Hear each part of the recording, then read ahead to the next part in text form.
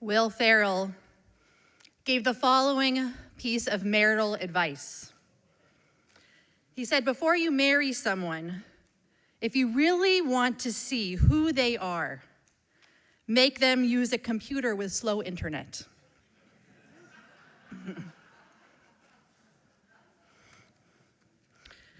Because patience, or rather one's lack of patience, that gives you an excellent lens into someone's truest character. Patience tests the best of us. We all know how we feel when it's experiencing the slowest possible driver on the 405. It's usually me. I apologize. Perhaps it's sitting with someone who forgets the end of a story and insists on repeating the entire story from the beginning. We all know someone like that. Or perhaps it's more serious, whether it's navigating an illness or experiencing a personal or professional hardship. Each one of us can fill in the blank with something that causes us deep frustration. But I'm really not here this morning to teach us how to be more patient. Instead, I want to explore the emotion that's often attached to impatience: anger. Author M.J. Ryan explains, impatience is a continuum, beginning with irritation, leading to anger, ending in rage. We all heard earlier about what happens in the Torah portion in Ki Tisa. Moses ascends Mount Sinai to receive the Torah, and he and God get word that Bnei Israel are building a golden calf, engaging in idol worship. Moses is disheartened, and God is furious. And becoming impatient, it's God who says, now let me be, that my anger may blaze forth against them, that I may destroy them and make you of a great nation. And Moses responds, and I'm paraphrasing a little bit, God, don't do it. Don't let your anger prevent you from being the God that you have been for our ancestors, the God I know our people need. And for a moment, God pauses.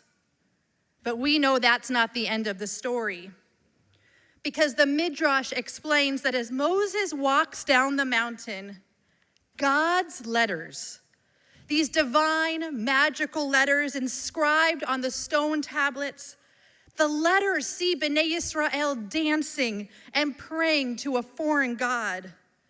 These divine, magical letters that give Moses the power to hold up these impossibly heavy slabs of rock. And as if the letters knew that Moses was about to lose his temper, when the letters see the golden calf, the letters choose to fly off of the stone, causing Moses to drop the tablets. I think to teach and to model for all of us that sometimes it's better to put down our wrath. In those moments in which we know our rage does not serve us, in those kinds of situations where, like the tablets, our anger feels so very heavy, where our anger feels all-consuming, the Torah is asking us to let our anger fall to the ground. However, when we learn how to control our anger, how to distill our anger into fuel, I think we might discover a great mental and spiritual tool. An anger that doesn't stop us in our tracks, but an anger that drives us forward so that we may do our part in changing the world. Because as Noah said in his Devar Torah, we're angry. I am very angry. I'm angry to learn about a murder of a young man, Dr. Ben Haruni. I'm angry that there are still hostages in Gaza who are being held captive, who haven't seen daylight in about 148 days. Hostages that are being tortured, starved, and abused in ways we can't even imagine. I'm angry that our brothers and sisters in the land of Israel continue to be displaced, for they fear for their security and safety on these compromised borders in which Hamas and Hezbollah rain terror on Palestinians and Israelis without any global condemnation. And I am angry that this week, first at UCSB and then at UC Berkeley, our college students are being harassed and assaulted for no other reason than the fact that they are Jewish. And I want to share a story with you, a story with permission, that I heard from Vita Kivenfar, Sinai Temple congregant who is a senior at UC Berkeley. Her mom is with us this morning. Because Vita teaches me, you can be angry, but you can't be complacent. You can be angry, but you can't be motionless. You can be angry, but if you are, then you better use your anger to make a difference. You see, Vita is the interim president of Berkeley Tikva, the leading student Zionist voice on campus. She and I spoke, I believe it was Wednesday night, and she shared with me her harrowing experience. You see, her Zionist student group invited legal expert and IDF reservist Ron Bar Yoshafat to speak about his firsthand account serving in Gaza. Well, the university administration learned about this event, and so they encouraged Vita and the other Zionist leaders to change the date of the program, because it was clear that Bears for Palestine would be sending protesters to the event, trying to create as much chaos as possible. Well, Vita and others refused, because why should Jews have to change the date of an event because of someone else's anti-Semitism, because of someone else's anti-Zionism? And so the students, and you have to think about this, students, we're talking 18 years old to maybe 22 years old, the kind of wisdom they have, the leadership they have, they agreed that they would change the location, not the date, change the location in order to provide kind of a greater space between where the protesters would begin and where their event would eventually take place. But somehow, where does Vita find herself?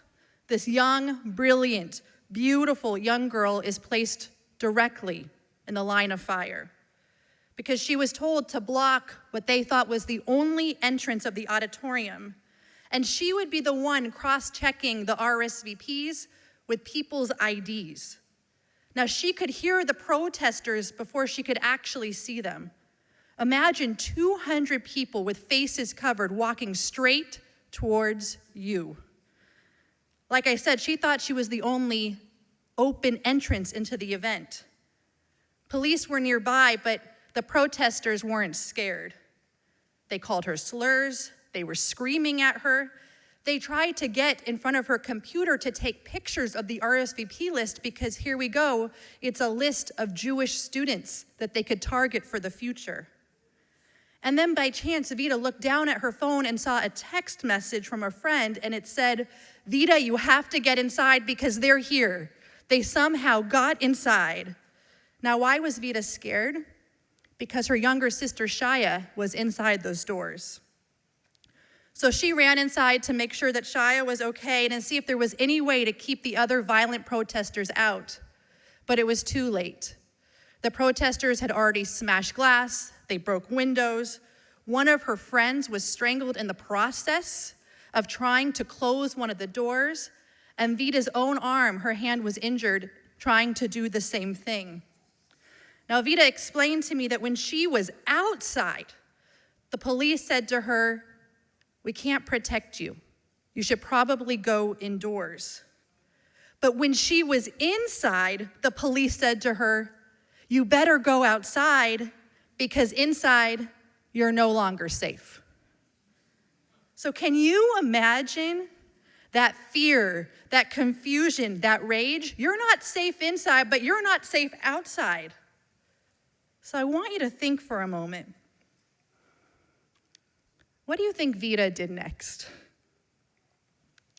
If she had said to me, Rabbi Guzik, I decided to go home, crawl into bed, and put the covers over my head and cry, I would have completely understood. If she had said, Rabbi Guzik, I just stood paralyzed, I didn't know where to go or what to do next, I would have nodded in agreement. But neither of those examples happened.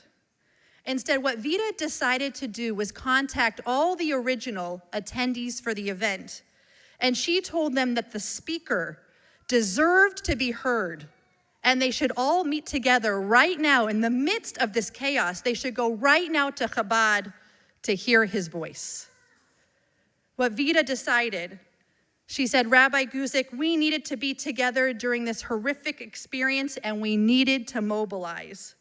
And then this is what she said. I don't want Jews to stop coming to Berkeley. Quite the opposite. Come to Berkeley and show them who we are and what we stand for. Vida is my Torah. Even when the world around her feels so hard to carry, feels too heavy to bear, instead of throwing up her arms in despair and disbelief, she continues to stand tall and continues to be proud because she knows that she has a mission to fulfill. 148 days since October 7th, and it's clear we cannot let others' harassment, violence, and scare tactics wear us down.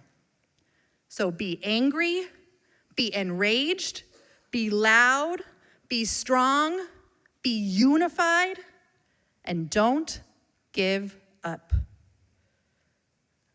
I want you to be proud because in the smallest of ways, we decided to show our support to Vida and other Jews on campus, and Sinai Temple decided to sponsor Shabbat dinner this past Friday at Chabad and at Hillel. Again, it's a very small offer, but we wanted our students to know that they're not alone. The Zohar teaches us that anger tears and uproots a person's soul, causing a foreign God to dwell within them. But I think the mystical text is speaking about an anger that consumes the soul, not the kind of anger that transforms into passion. The kind of anger that doesn't atrophy the heart, but rather allows the heart to expand in ways we never knew it could.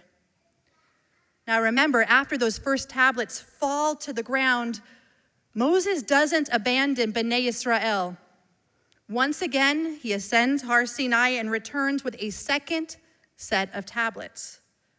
And we know as the Jews wander through the wilderness, they carry both. They carry the broken tablets along with the whole, perhaps to symbolize that sometimes our anger is too burdensome to carry and must be let go, just like those original first tablets. But other times, this time, it's precisely our anger that serves as an uncomfortable, as a painful, as a mobilizing reminder. Kol Yisrael Aravim Ze Bazeh, all of Israel is responsible for one another. May we thoughtfully speak up, speak out, stay unified, and stay steady. And one day I prayed to God, may our anger dissipate, for we will have seen a brand new day, a day in which the Jewish people are frightened no more. Shabbat Shalom.